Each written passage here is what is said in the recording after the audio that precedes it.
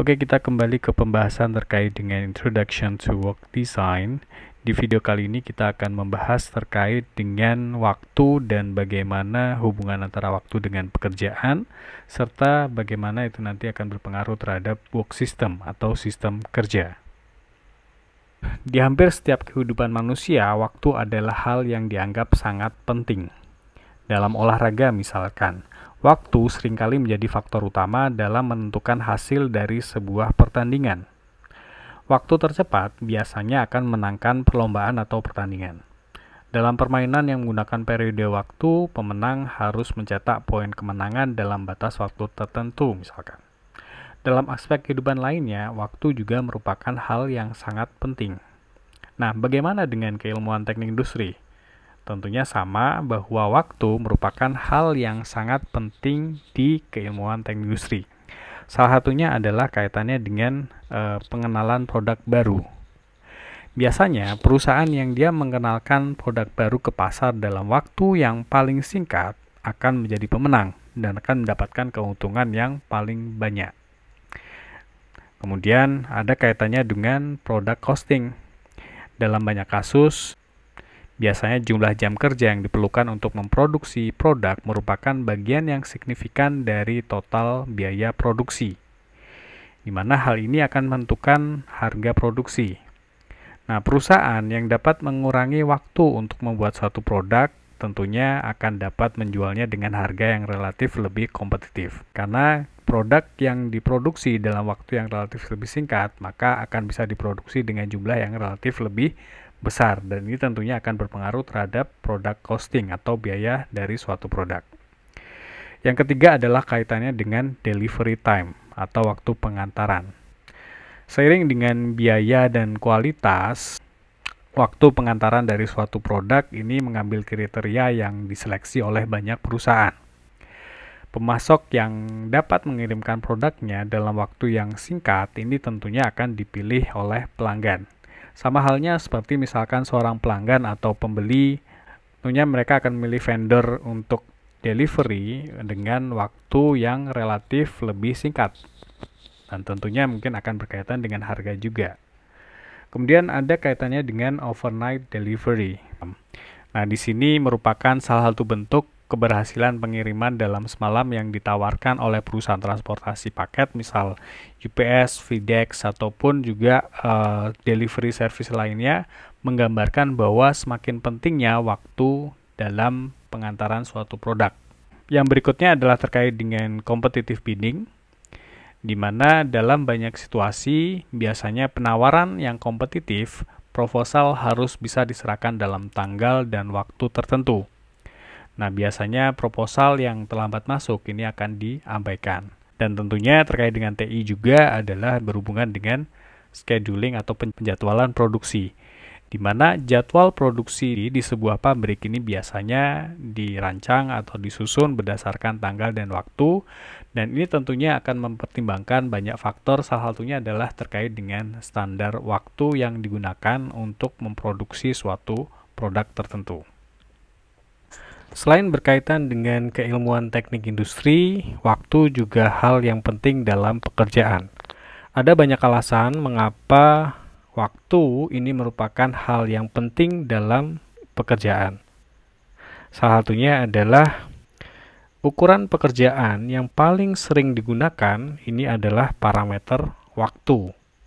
Jadi ukuran waktu, berapa menit atau berapa jam waktu yang dibutuhkan untuk melakukan suatu tugas tertentu. Jadi di sini ada kaitannya dengan pengukuran terkait dengan pekerjaan. Kemudian, sebagian besar pekerja ini dibayar sesuai dengan jumlah waktu mereka bekerja. Mereka biasanya memperoleh upah bisa per jam atau bisa juga secara mingguan, 2 mingguan, atau bahkan yang paling umum adalah setiap bulan. Kemudian, pekerja juga harus tiba di tempat kerja tepat pada waktunya. Mengapa? Karena jika seorang pekerja adalah anggota tim kerja, maka ketidakhadiran atau keterlambatannya dapat menghambat anggota tim lainnya. Maka di sini waktu itu menjadi sangat penting dalam pekerjaan. Yang keempat, dalam beberapa kasus biasanya pekerja produksi ini dibayar berdasarkan rencana insentif atau rencana bonus. Mereka mendapatkan bonus berdasarkan berapa banyak waktu yang mereka hemat relatif terhadap waktu standar untuk suatu tugas atau suatu pekerjaan tertentu. Jadi di sini biasanya seberapa besar waktu itu bisa dihemat. Karena ketika waktu itu dihemat, maka produksi akan bertambah dan tentunya itu bisa menjadi sumber untuk insentif bagi pekerja. Dan yang terakhir, ini ada kaitannya dengan labor and staffing requirement atau penentuan jumlah kebutuhan tenaga kerja dan staff, di mana ini bisa dihitung menggunakan beban kerja yang diukur dalam satuan waktu. Misal, kita akan melakukan suatu pekerjaan dengan beban kerjanya adalah setara 600 jam in total, sementara waktu yang tersedia itu hanyalah 40 jam per minggunya.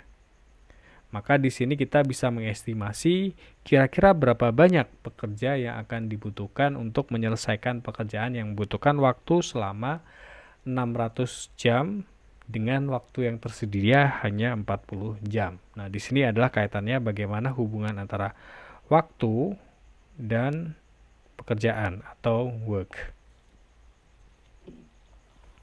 Selanjutnya kita akan membahas terkait dengan definisi dari sistem kerja atau work system. Nah, work system atau sistem kerja ini biasanya didefinisikan berdasarkan definisi yang terkait dengan entitas fisiknya atau bisa juga berkaitan dengan professional practice-nya.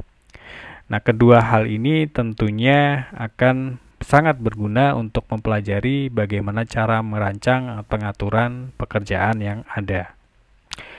Pertama adalah definisi sistem kerja sebagai sebuah entitas fisik.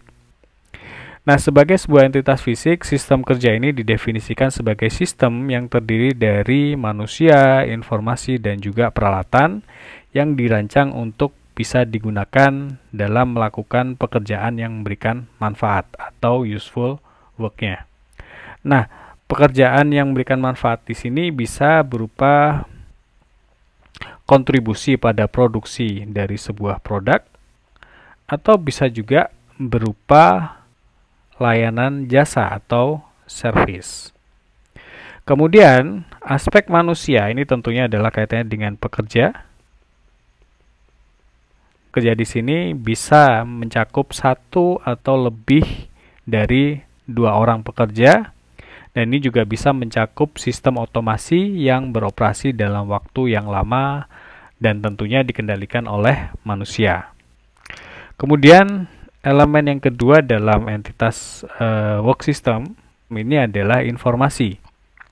Jadi di sini informasi yang terkait dengan sistem kerja ini biasanya terdiri dari pengetahuan pekerja yang dibutuhkan untuk melakukan operasi, yang dikaitkan dengan knowledge, atau bisa juga ini merupakan database yang diakses atau didapatkan menggunakan sistem komputer. Dan yang terakhir adalah kaitannya dengan equipment atau peralatan, di mana peralatan dalam sistem kerja ini dapat berupa perkakas mesin tunggal yang dia dioperasikan oleh satu orang pekerja, atau bisa juga oleh beberapa orang pekerja, atau bisa juga equipment ini merupakan sekumpulan mesin otomatis yang beroperasi di bawah kendali komputer dan juga manusia secara terkoordinasi. Nah, selain definisi sistem kerja berdasarkan atau sebagai entitas fisik, sistem kerja sebagai sebuah professional practice ini termasuk di dalamnya adalah work method atau metode kerja, work measurement, pengukuran kerja, dan juga work management. Elemen pertama dari work system sebagai professional practice adalah work method. Work method atau metode kerja dalam sistem kerja ini terdiri dari analisis dan desain atau perancangan dari tugas dan juga pekerjaan yang melibatkan aktivitas pekerjaan manusia. Biasanya selain work method, istilah lain yang digunakan berkaitan dengan sistem kerja ini adalah operational analysis dan juga method engineering atau rekayasa metode. Selain itu ada istilah lain yang digunakan yaitu motion study, tapi biasanya motion study di sini ruang lingkupnya terbatas pada gerakan fisik, peralatan dan juga tata letak tempat kerja yang digunakan oleh seorang pekerja untuk melakukan suatu tugas tertentu. Elemen kedua adalah work measurement atau pengukuran kerja, di mana pengukuran kerja di sini adalah analisis suatu tugas untuk menentukan waktu yang harus disediakan bagi pekerja, tentunya yang memenuhi syarat untuk melaksanakan tugas tertentu. Nah, waktu yang ditentukan demikian ini biasanya kita sebut dengan standard time atau waktu standar. Karena penekanannya pada waktu, maka biasanya pengukuran kerja sering disebut juga dengan studi waktu atau time study.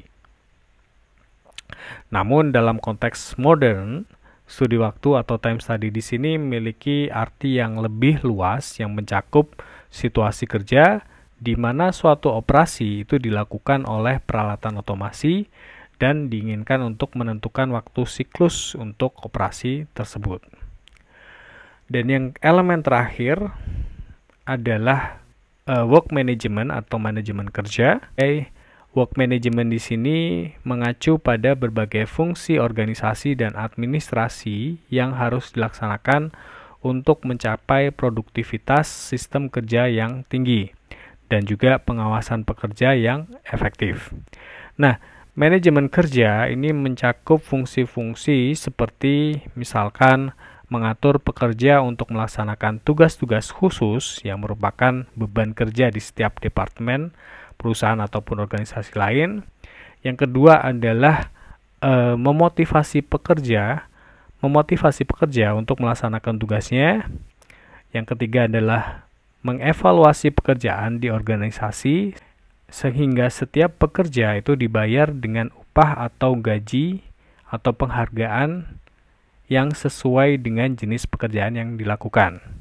Kemudian yang keempat, manajemen kerja atau manajemen ini juga melakukan penilaian kinerja dari pekerja untuk memberi penghargaan atau reward. Dan yang kelima, ini adalah memberikan kompensasi bagi pekerja dengan menggunakan sistem bayaran yang rasional untuk pekerjaan yang mereka atau pekerja lakukan. Nah, ini adalah definisi dari sistem kerja.